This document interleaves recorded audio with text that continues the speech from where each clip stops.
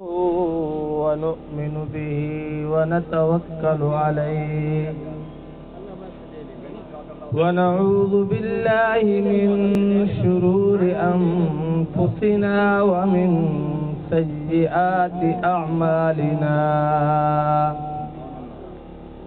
من يهده الله فلا مضل له ومن يضلله فلا هادي له ونشهد أن لا إله إلا الله وحده لا شريك له ونشهد أن سيدنا ومولانا وشفيعنا محمدا عبده ورسوله.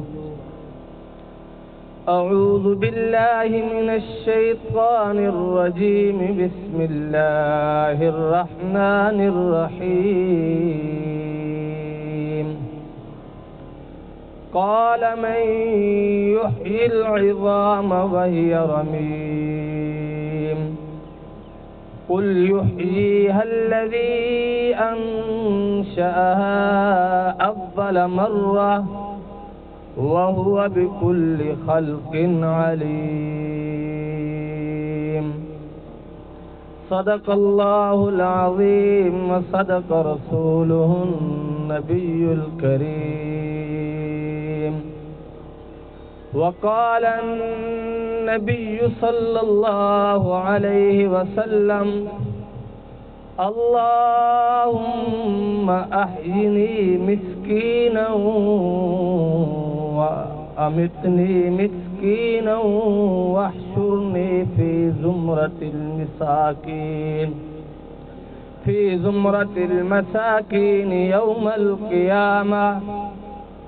اللهم صل على محمد عبدك ورسولك وصل على المؤمنين والمؤمنات والمسلمين والمسلمات.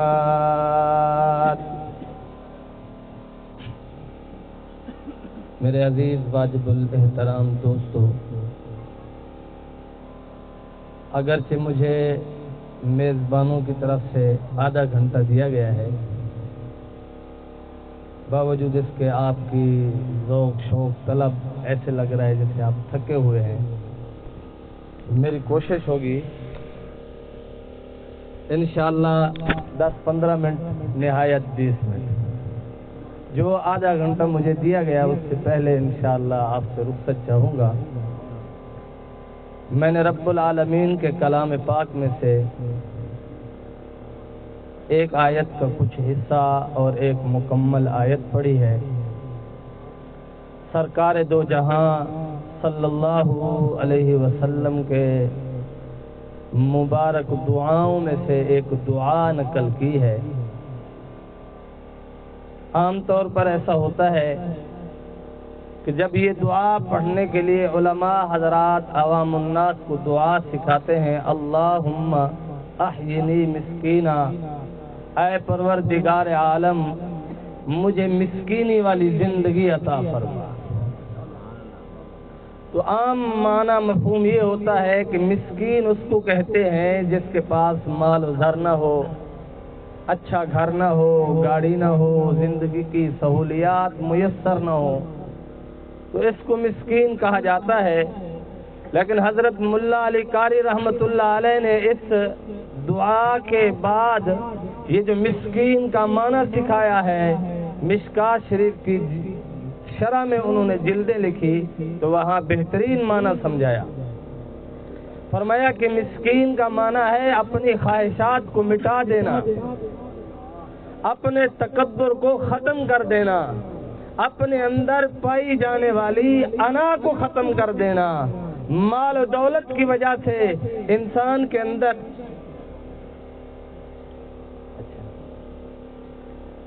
حضرت کا جو ہے نا حکم ہے کہ سریکی میں گفتگو کرو.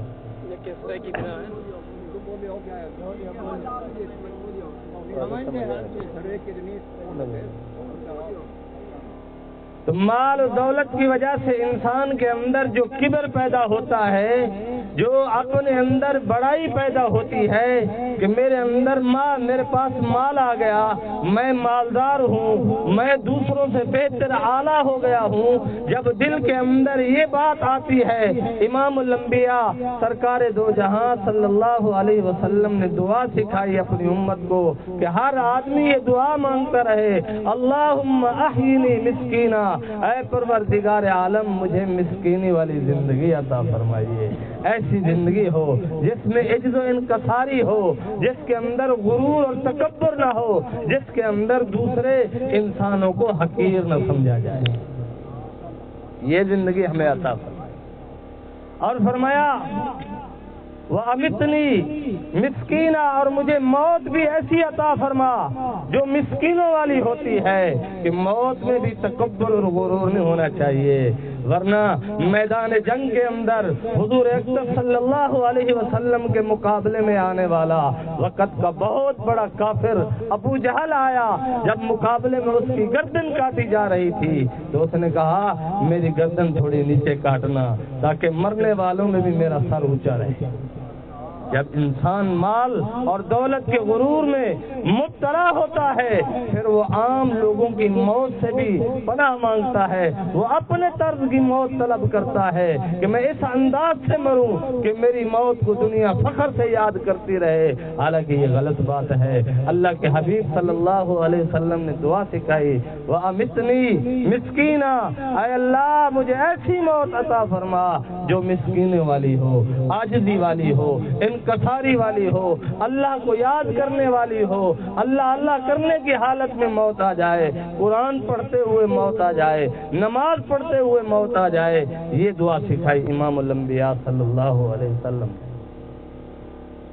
اب ہم بھی ڈر سکتے ہیں، بڑے بڑے ذمہ دار لوگوں کو جب یہ دعا سکھائی جاتی ہے اللہم احیینی مسکینہ تو یہ کہتے ہیں مولانا صاحب کیا دعا سکھا رہے ہو، ہم تو صدقہ خیرات دینے والے ہیں، ہم تو مال غریبوں میں بانٹنے والے ہیں، ہم تو مسجدوں پر پیسہ لگانے والے ہیں، مدرسوں پر پیسہ لگانے والے ہیں، آپ یہ دعا پڑھوا رہے ہو اللہم احیینی مسکینہ۔ اگر ہم مسکین ہو گئے ہم بھی مانگنے والے بن جائیں گے، اس طرح تو ہماری تذلیل ہو جائے گی۔ تو ملا علی قاری رحمۃ اللہ علیہ نے سمجھایا کہ عربی کے ایک لفظ کے کئی معنی ہوتے ہیں، یہاں جب مسکین آیا ہے تو اس سے معنی یہی ہے کہ اپنی انا کو ختم کر دے، اپنے اندر عجز و انکساری پیدا کرے، اپنے اندر انسان ملنساری والا جذبہ پیدا کرے۔ تو میرے دوستو یہ حدیث کا معنی ہے جو میں نے آپ کے سامنے حدیث پاک سے ایک دعا نقل کی، اور قرآن پاک سے میں نے ایک آیت کا تھوڑا سا حصہ تلاوت کیا۔ قال من یحیی العظام وہی رمیم، امام الانبیاء سرکار دو جہاں صلی اللہ علیہ وسلم تشریف فرما ہے، آپ کے سامنے ایک مشرک آیا، ایک بسیدہ ہڈی لے کر آیا، بالکل بسیدہ سڑی ہوئی ہڈی لے کر آیا، امام الانبیاء صلی اللہ علیہ وسلم کے سامنے آ کر اپنے دونوں ہاتھوں میں ہڈی لے کر اسے مسل دیتا ہے، پھر پھونک مار کے اڑاتا ہے اور کہتا ہے یا رسول اللہ اے محمد صلی اللہ علیہ وسلم، آپ جو قیامت کا ذکر کرتے ہیں، جزا سزا کا ذکر کرتے ہیں، اللہ کے حضور اعمال کے حساب کتاب کا ذکر کرتے ہیں، آپ مجھے سمجھائیے جیسے یہ ہڈی میں نے دونوں ہاتھوں میں مسل کے پھونک مار کے اڑا دی ہے، اسے آپ کا رب کیسے بنائے گا، اسے آپ کا رب کیسے بنائے گا؟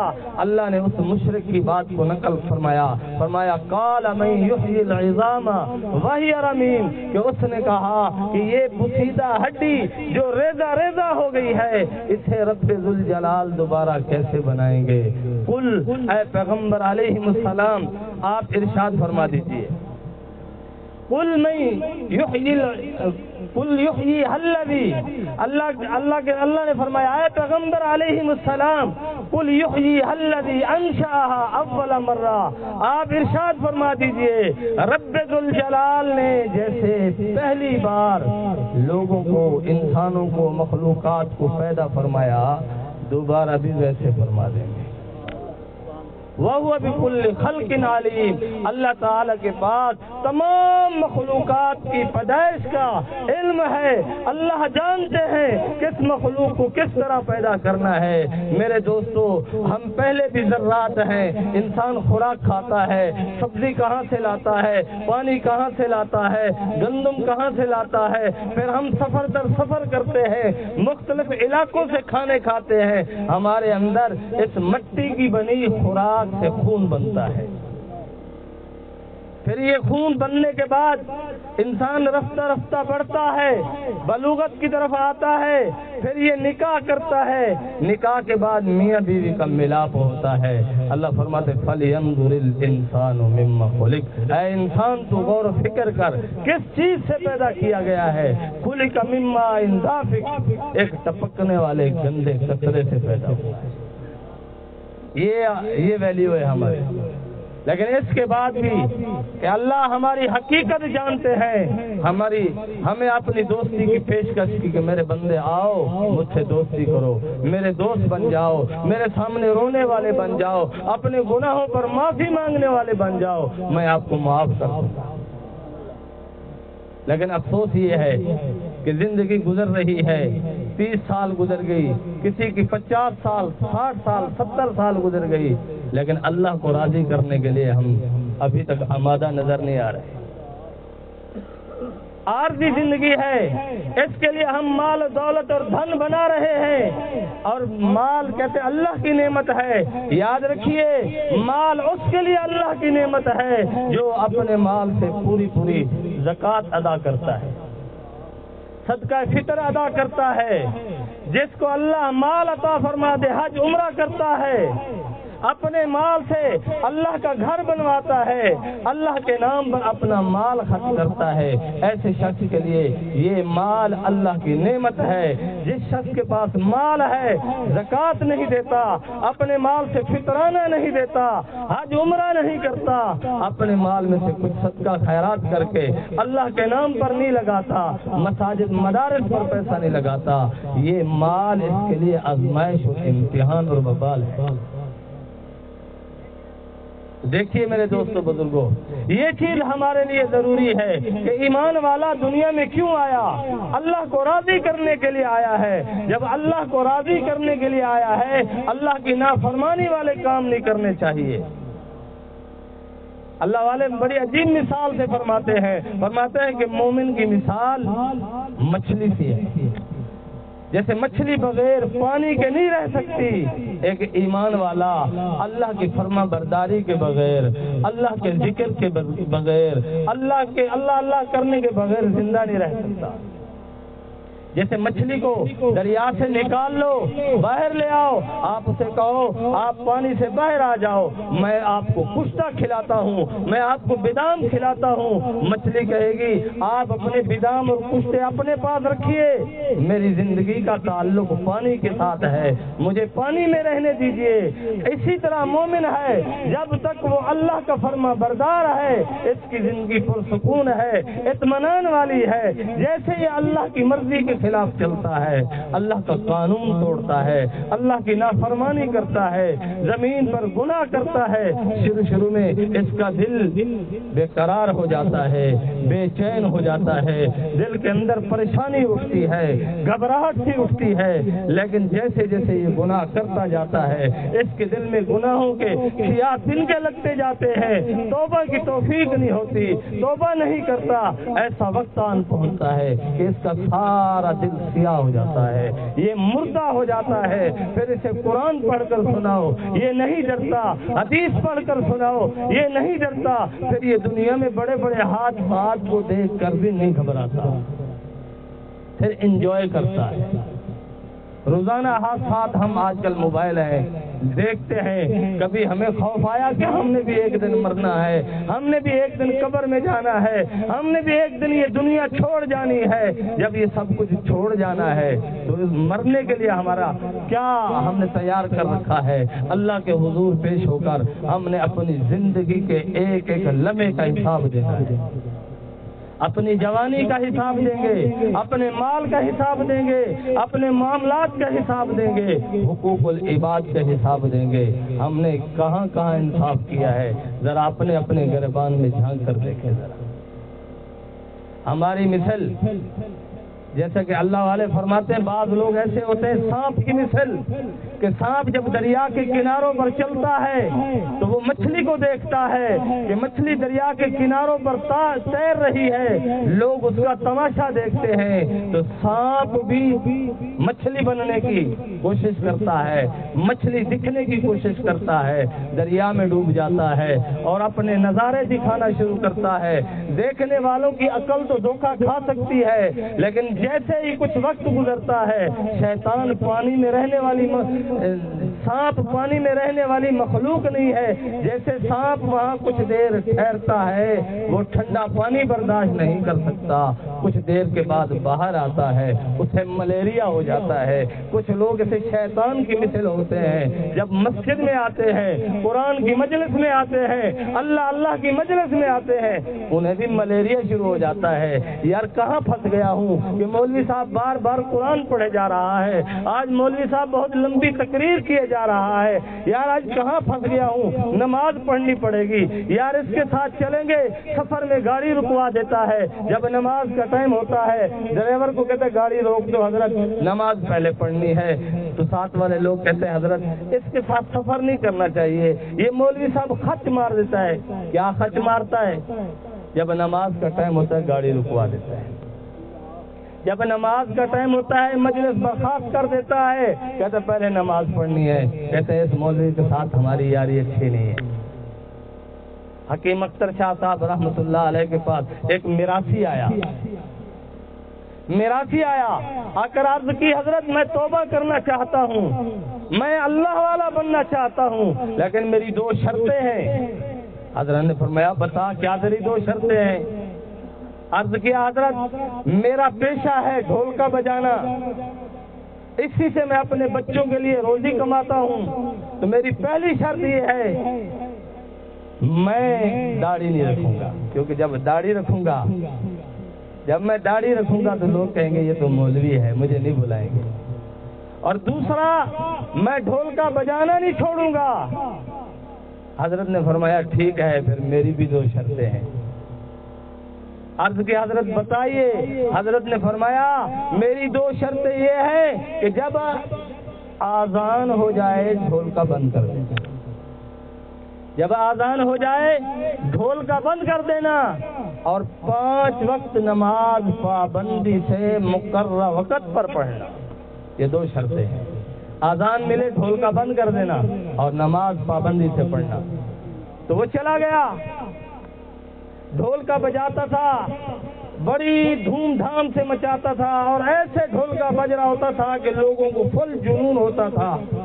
آذان ہو جاتی تھی، وہ نماز کے لیے چلا جاتا تھا، لوگ کہتے تھے یار چھوڑ دو اس میراثی کو، جب مزہ آتا ہے یہ نماز پڑھنے کے لیے چلا جاتا ہے، اور کبھی کبھی ایسی جگہوں پر بھی چلا جاتا کہ نماز کا ٹائم نہیں ہوتا تھا، لیکن لوگوں نے یہ بات سن رکھی تھی، وہ آذان دے دیتے تھے، خام خواہ آذان دیتے تھے، اس کے کان میں جیسے آذان کی آواز آتی ڈھول کا بند، پھر ٹائم دیکھتے یار نماز کا ٹائم تو نہیں ہوا، پھر ڈھول کا بجانا شروع ہو جاتا۔ بہرحال 1 سال تک ایسا چلتا رہا، سال کے بعد لوگوں نے اسے بلانا چھوڑ دیا، لوگوں نے کہا یار یہ مزہ خراب کر دیتا ہے، بس پھر وہ حضرت حکیم اختر شاہ صاحب رحمۃ اللہ علیہ کے پاس آیا، عرض کیا حضرت میں آپ کی خدمت میں دوبارہ آیا ہوں، میرے لیے دعا کر دیجئے، اللہ تعالیٰ مجھے اچھا کاروبار اور بزنس عطا کر دیں۔ حضرت نے فرمایا تو 1 سال پہلے آیا تھا، تو نے شرط لگائی تھی کہ تو داڑھی نہیں رکھے گا، آج تو تیری پوری داڑھی ہے ماشاءاللہ، اور تو نے دوسری شرط رکھی تھی میں ڈھول کا بجانا نہیں چھوڑوں گا، تو آج تو کہتا ہے میرے لیے کاروبار کی دعا کر دو، کون سا کاروبار؟ عرض کیا حضرت ڈھول کے کو میں نے نہیں چھوڑا، ڈھول کا مجھے چھوڑ گیا ہے۔ ढोलके को मैंने नहीं छोड़ा, ढोलका मुझे छोड़ गया है। हजरत ने पूछा कैसे? अर्ज किया हजरत जब आजान होती थी मैं आपके हुक्म पर पूरा उतरता था, ढोलका बंद कर देता था। ऐसा ऐसा लोगों ने मुझे बुलाना छोड़ दिया कि ये अजीब मिरासी है, जब मजा आता है नमाज को भाग जाता है। तो मेरे दोस्तों, अल्लाह वालों के साथ जुड़ कर रहिए, कुरान पढ़ने वालों के साथ जुड़ कर रहिए, उलमाए कराम के साथ अपना ताल्लुक मजबूत रखिए। अल्लाह ताला ने इरशाद फरमाया, या अय्युहल्लज़ीना आमनुत्तकुल्लाह व कूनू मअस-सादिकीन, या अय्युहल्लज़ीना आमनुत्तकुल्लाह व कूनू मअस-सादिकीन। ऐ ईमान वालो, अल्लाह से डर जाओ, अल्लाह से डरो, तकवा इख्तियार करो। और तकवा ये है कि अल्लाह के हुक्म को मान लो और जिन जिन चीजों से अल्लाह ने रोका रुक जाए। बस कूनू मअस-सादिकीन, अल्लाह के सच्चे बंदों के साथ उठ जाइए। जब आप नमाज वालों के साथ उठना बैठना रखोगे, उलमाए कराम के साथ चलना फिरना रखोगे, इंशाअल्लाह अच्छा हो जाएगा, बेहतरीन हो जाएगा निजाम। हदीस पाक में आता है, आदमी भट्ठी के साथ बैठ जाए, उसे आग लगे न लगे धुआं जरूर आता है। अल्लाह वालों के साथ बैठोगे इंशाअल्लाह थोड़ा थोड़ा वक्त गुजरने के साथ साथ जिंदगी बदल जाएगी। हमारे यहाँ भी अभी एक वाकया हुआ है, एक आदमी बिल्कुल शरीफ आदमी, कोई गड़बड़ वाला नहीं है, साफ सुथरा किरदार है, कोई गलत काम नहीं है उसके, लेकिन वो उन लोगों के साथ बैठता था जो 2 नंबर धंधा करते थे। और टीम आई, जहाँ 2 नंबरों को पकड़ा, साथ बैठने वालों को भी पकड़ के ले गए। अच्छों के साथ बैठेंगे अच्छे काम होंगे, बुरों के साथ बैठेंगे नमाजी, कुरान पढ़ने वाला, अल्लाह अल्लाह करने वाला, नमाज की पाबंदी करने वाला, अगर बेनमाजियों का यार होगा ना, वो भी ऐसा ऐसा नमाज से दूर हो जाएगा। और बेनमाजी नमाजियों के साथ बैठेगा, कब तक झूठ बोलेगा, अनकरीब वो भी नमाजी बन जाएगा।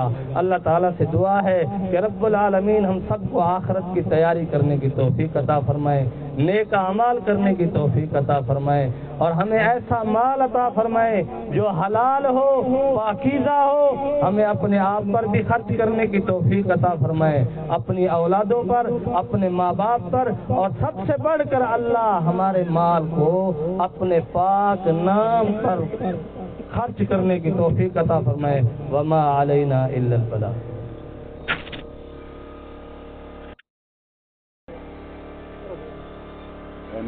दुआ मांगो, दुआ करनी बस।